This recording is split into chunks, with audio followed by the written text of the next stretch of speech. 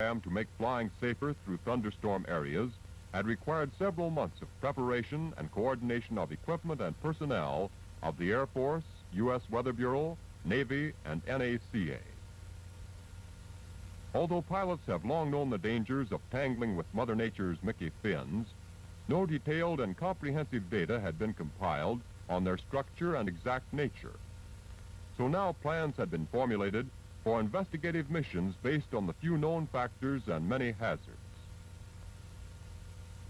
From these flights utilizing the latest developments in instruments, recording devices, radio, and radar, it was ascertained that data and information might be secured and correlated for the formulation of scientific flying procedures in thunderstorm areas.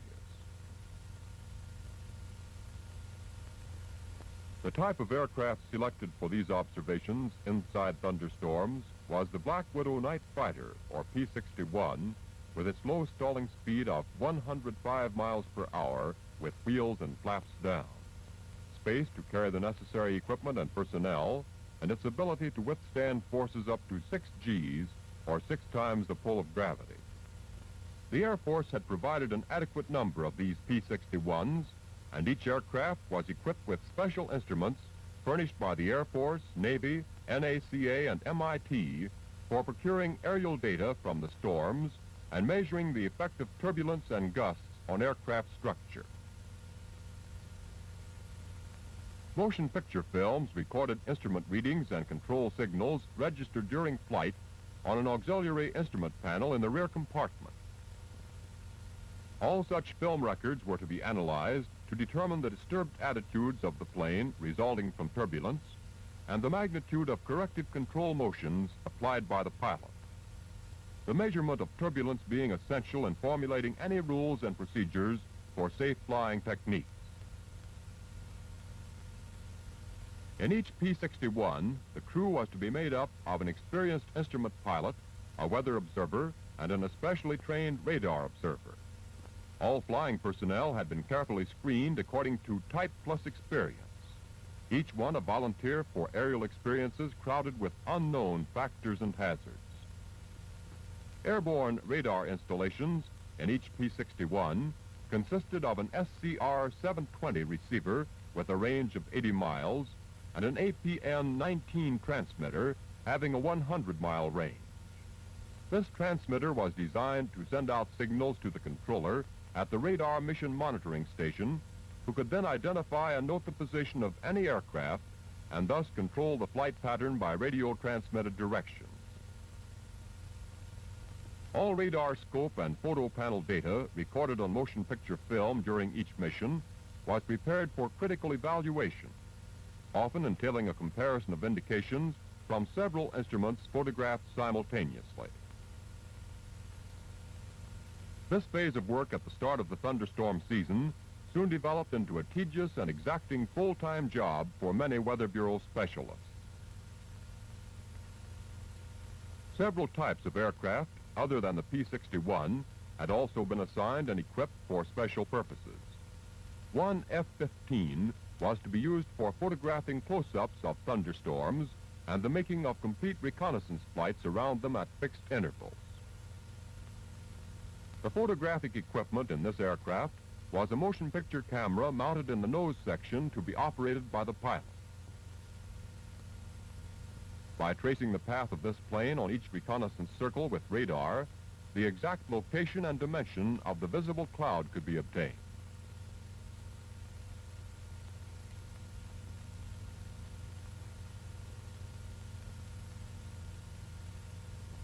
Another type of aircraft, an AT-6, was to be used for snooping around and even penetrating some of the smaller thunderstorm clouds, particularly during the early stages of formation. In this installation, the photo recording setup utilized the standard instrument panel in the rear cockpit. The motion picture camera and lights for illuminating the instruments were turned on by the pilot. Before and after every mission, photographic installations on all aircraft were to be checked by a photo engineer for focus, lens setting, camera operation, film, and illumination. This frequent and thorough checking was necessary to ensure legible recordings photographed under turbulent flying conditions.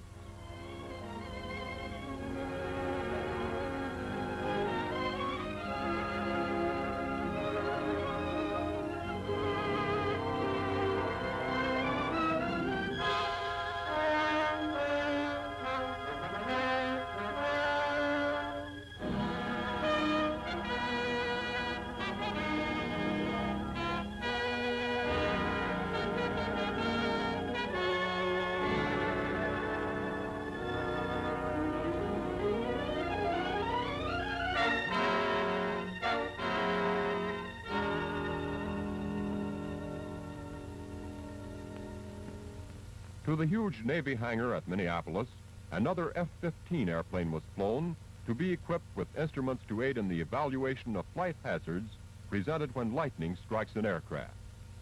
Here, man-made lightning could be generated, aimed, and made to strike with a force equal to that of Mother Nature's product. A comparatively small generator, made up of hundreds of transformers for high ampere output, when hooked up with a massive one for producing high voltage, was capable of discharging crest voltages of 8 million volts and currents of 250,000 amperes. To record the magnitude and wave shape of high-tension discharges, man-made or natural, refinements of existing oscillographs were necessary. The large and very heavy type on the left could not be airborne, so one was developed that weighed only 30 pounds, including a built-in camera for recording all data presented on the surface of its scope.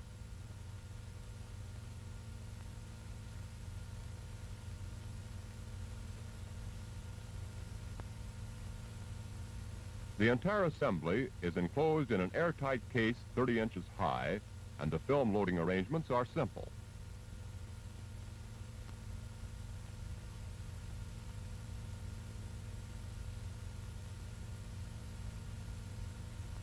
Simple, too, was the equipment of Benjamin Franklin when compared to the potential sources of modern lightning research today. In utilizing the new lightweight oscillographs in the F-15 aircraft, 6 of these instruments were installed in the nose, each one connected by a heavily insulated cable leading to a part of the aircraft most likely to be struck with actual lightning. The nose, wingtips, tail fins, and canopy were the stations selected. One oscillograph had already been connected to the plexiglass canopy. Protection for the canopy against lightning was provided by a copper bar fastened to the plexiglass at the top, running from front to rear, and which served to pass currents to the outside surface of the aircraft. For lightning bolt tests aimed at the canopy, the generators were now turned on and set for a crest discharge of 4 million volts and 50,000 amperes.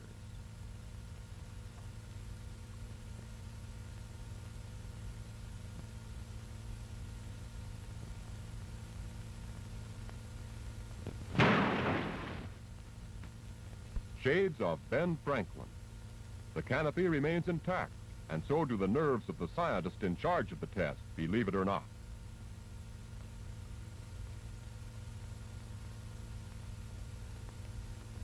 After the tests on the canopy, which proved the effectiveness of the method employed, lightning rods were installed at the stations on the aircraft, selected as the most likely locations for lightning bolts to strike during flight.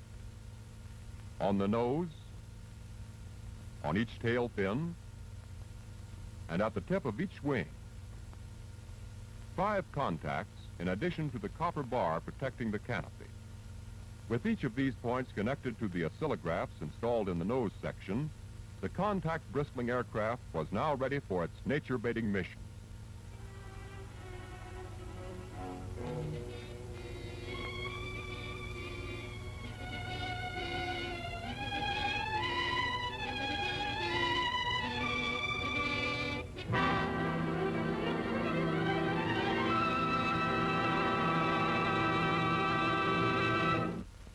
During flight, research procedures of the pilot, weather observer, and radar observer were to be closely coordinated with many ground-based weather, radio, and radar stations.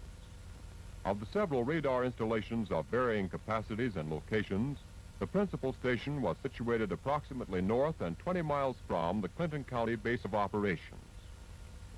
This powerful V-beam radar, the only one of its kind in use, and its personnel, were to control flight procedures of all Thunderstorm missions, as its massive and complex antennae scanned the sky for indications in 3 dimensions of all cold fronts, thunderstorms, and aircraft within a range of 200 miles.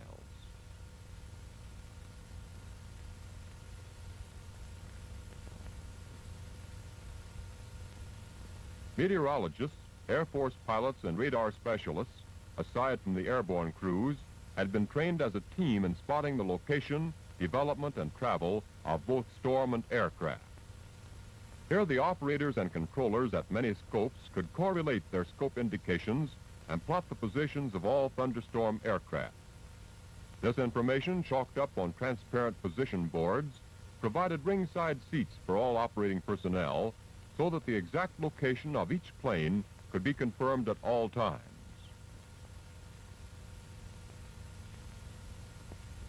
In order to obtain permanent records of scope indications, motion picture cameras affixed to several scopes were timed to operate at 4-second intervals, photographing the movement, development, and time of each storm and the position of all aircraft.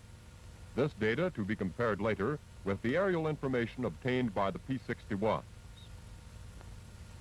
Range height indicators were used to provide a third dimension by measuring the height of thunderstorms from the ground. From indications resembling vertical spurts of flame, storms can be measured as high as 65,000 feet. To the trained observer, this plan position indicator reveals all the information necessary for controlling the movements of aircraft in the thunderstorm area, although at this moment a cold front is seen moving in.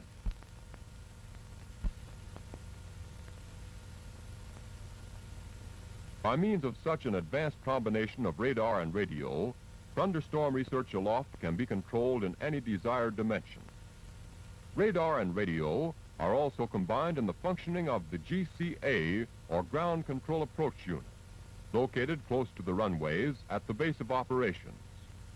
In the event of closed-in weather for landing, the position of a returning aircraft can be seen and a safe landing procedure instituted. Within a range of 25 miles, this GCA can take over the vectoring of an aircraft from the V-beam station and channel in the plane with almost uncanny accuracy. The incoming aircraft's position, elevation, and drift are noted on scopes of varying ranges or stages, and then by using a predetermined channel of VHF radio, the pilot is talked in to a safe landing.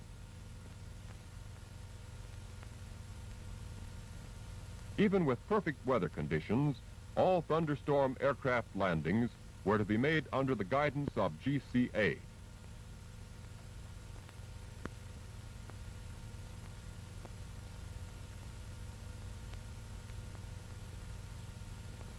In using VHF as the primary means of communication, all channels during thunderstorm missions were designated for specific purposes. For air-to-ground and ground-to-air communication, a pilot was to be vectored through thunderstorms on Channel Fox, and for GCA landings, Channel George was to be used. With the latest developments in radar and radio so combined, flight procedures had incorporated every precaution for the safety of air crew and aircraft, barring, of course, those unpredictable hazards inside the churning structure of the thunderstorm itself. For securing the predictable factors of atmospheric conditions relative to thunderstorm research, the United States Weather Bureau had set up a micro-network of stations over a 350-square-mile area just south of the base of operations. Of the 75 installations in this area, 63 were surface stations for recording the daily rainfall, temperature, humidity, atmospheric pressure, wind direction, and velocity at ground level. 7 radiosonde Raywin stations would procure the same data, excepting rainfall, at all altitudes by means of balloon-borne radiosondes.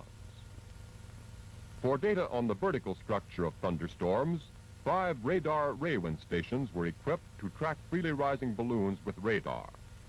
From the movement of a balloon-borne target in 3 dimensions, the horizontal and vertical wind velocities could be determined. All Weather Bureau stations had been equipped with automatic recording instruments arranged in the most suitable combinations of Army, Navy, and civilian meteorological devices. For procuring data during a fixed period at low altitudes, this blimp-like device dubbed a kite tune is, as the name implies, a cross between a kite and a balloon. Its movement, while captivated, is a combination of flying like a kite and soaring like a balloon.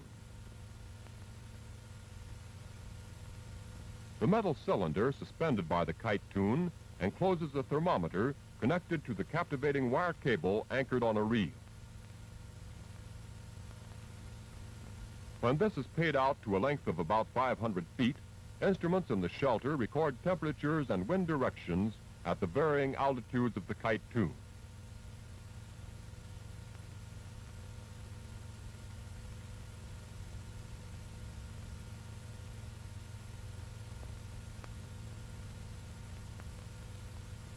These records obtained at such intermediate elevations will be correlated with the data procured by other stations from high altitudes and ground level.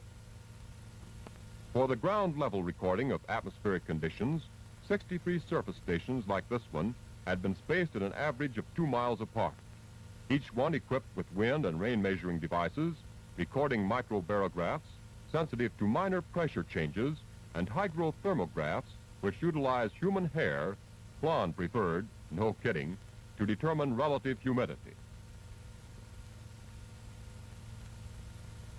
Weather Bureau personnel had been assigned to maintain and service these installations for the duration of the thunderstorm season. All automatically recorded data was to be collected daily and each device checked and serviced. Each day's collection would include records of the previous 24 hours rainfall, surface wind direction and velocity, and changes in both temperature and humidity, all to be compared later with similar data procured at higher altitudes from other types of weather stations.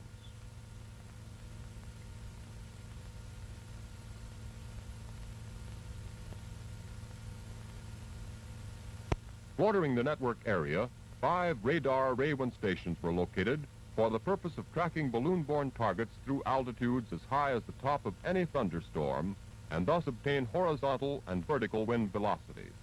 The undersurfaces of this lightweight target were covered with metallic foil as the best possible surface for reflecting the projected radar beam. With the moment of release timed, the early part of the flight is tracked manually.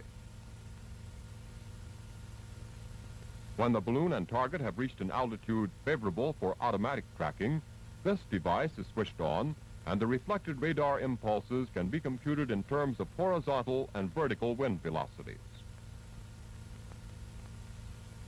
More comprehensive data from balloon-borne devices was to be procured by the 7 radio sonde installations distributed well within the area's network of weather stations.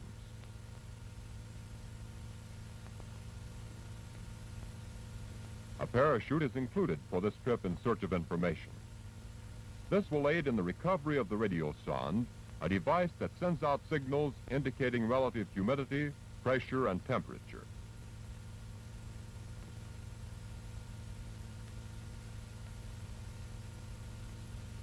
As demonstrated in the radar target release, this flight is also timed, as balloon, parachute, and radio sonde take off on their free flight to as high as the lower atmospheric pressures at high altitudes will permit, or to the bursting point of the slowly expanding balloon. These balloons usually burst when about 10 or 12 miles up. Here again, in order to compute wind direction, along with horizontal and vertical wind velocities, radar is used for tracking through the critical altitudes.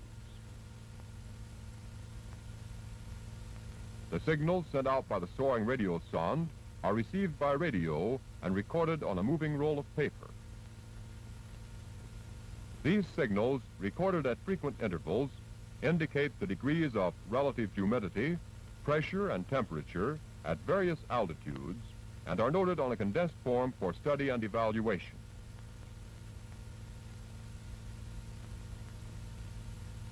Data of the flight procured by radar tracking is also transposed on a more comprehensive chart, and when combined with the radio sonde information, will present a complete picture of weather conditions on a certain date and during a specific period of time from this one particular station. In the Weather Bureau offices at the base, data from many daily reports, forms, and charts are combined. A parachute with radio sonde still attached is returned in a not too bad condition after having been recovered from a point several hundred miles away.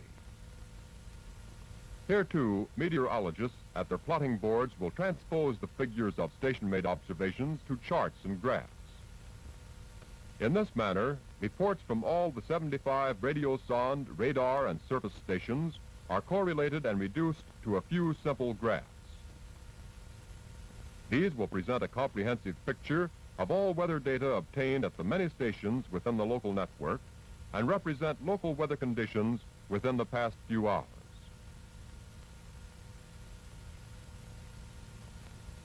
As an aid in forecasting local weather in the weather section at the base, an actual picture of distant conditions is produced on a facsimile receiver every few hours. This device is similar to a wire photo receiver and provides a true copy of the current weather map and other data compiled at the point of transmission, which may be thousands of miles away. Also, the vast teletype network, which blankets the continental United States, constantly contributes information on weather conditions existing at thousands of weather stations and airports. These coded reports are made up chiefly of factors pertinent to surface analysis, of winds, temperatures, cloud types at various altitudes, and many other points of vital interest. Factors such as sudden and unforeseen changes in the movements or developments of cold fronts, squalls, and storms are noted on the weather map and will subsequently influence the decisions of the forecasting officer.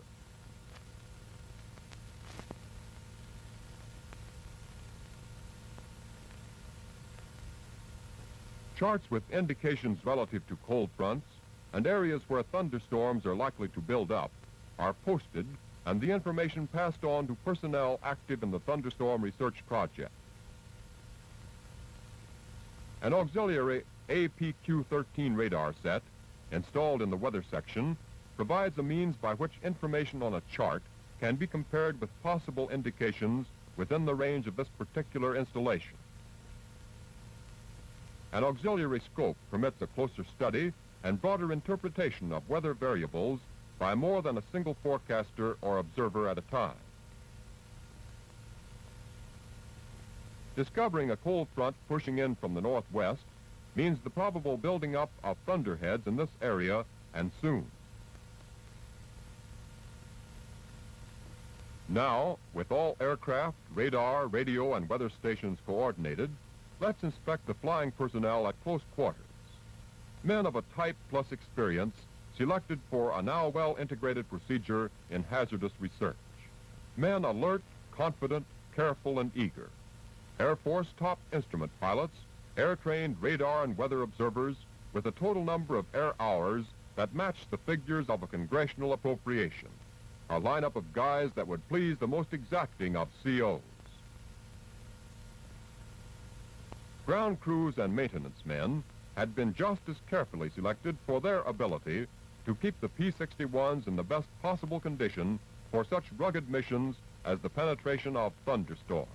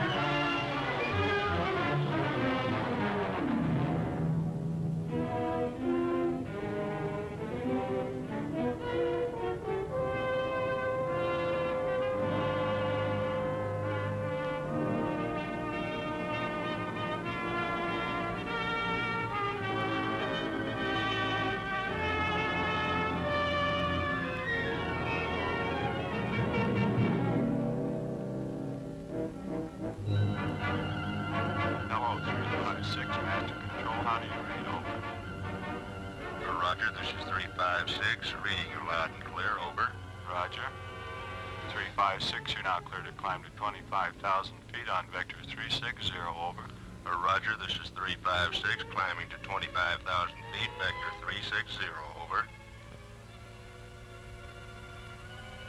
348, you're now clear to start your climb on 20,000 feet on vector 350. Roger, this is 348, climbing to 20,000 feet, vector 340, over.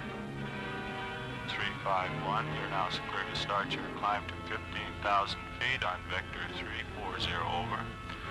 Roger, this is 351, climbing to 15,000 on vector 340, over. 333, you're now clear to start your climb to 10,000 feet on vector 335, over. 51, you're now clear to start your climb to 6,000 feet on vector 345, over. Roger, this is 335, climbing to 6,000 feet, vector 345, over. 356, you should be approaching the thunderstorm now. Your assigned altitude, over. Roger, this is 356, thunderstorm dead ahead, approximately 30 seconds before entry, over. Roger.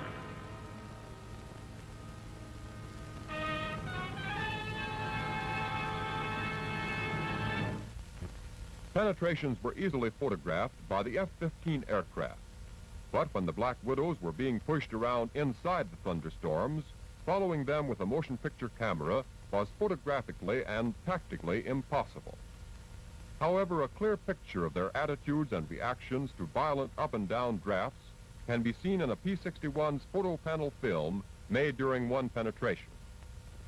Note the disturbed attitude registered on the upper right instrument. While on the altimeter, lower right, rapid and extreme changes can be seen, bearing in mind, of course, that these indications were photographed at 1/6 their normal speed.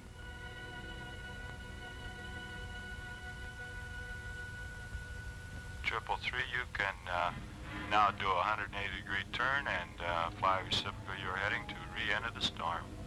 Roger, this is 333, turning 180 degrees to the left for storm entry, over.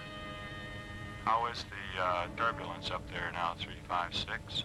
Roger, this is 356, turbulence moderate to heavy, precipitation heavy, over. Roger. 333, you should be now entering the storm again, over. Roger, this is 333, I'm entering the storm, turbulence very heavy, 2 lightning flashes to port side, precipitation heavy, some ice, over. Roger. 356, you should now be entering the storm again, over. Roger, 356, entry made 10 seconds ago, precipitation very heavy ice, over. Roger. 348, your mission is complete. You can now start a vector towards base of 180, over. Roger, this is 348, vectoring towards base of 180. Roger. 356, you should be breaking out of the storm now. Roger, this is 356, breaking out of storm into the clear, over. Roger, 56, steer 180. This is DCA 360, steer 220. You're coming in nicely, about left 2 degrees. You're 25 feet, too low, pull her up a wee bit. All right, you're on a runway and take over.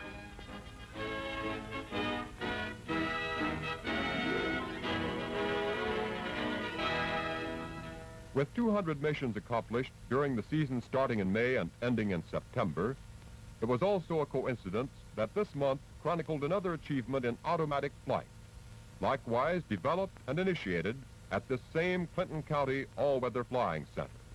All summer long, each mission had ended with the recovery of film magazines from each returning aircraft. Every all-important film record made during flight was properly identified for processing and analysis. 24-hour alerts, 7 days a week for 5 months, had resulted in 200 productive missions.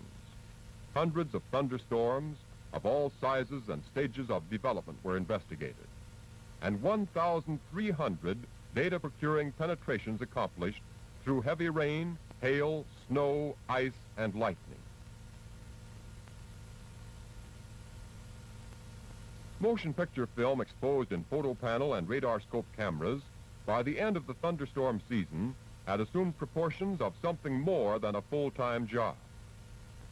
A critical analysis and evaluation of 200,000 feet of flight instrument and radar scope indications will take many months to document. However, evaluated data procured by mechanical and scientific means alone is not sufficient, and only the human equation can provide the needed dimension in research.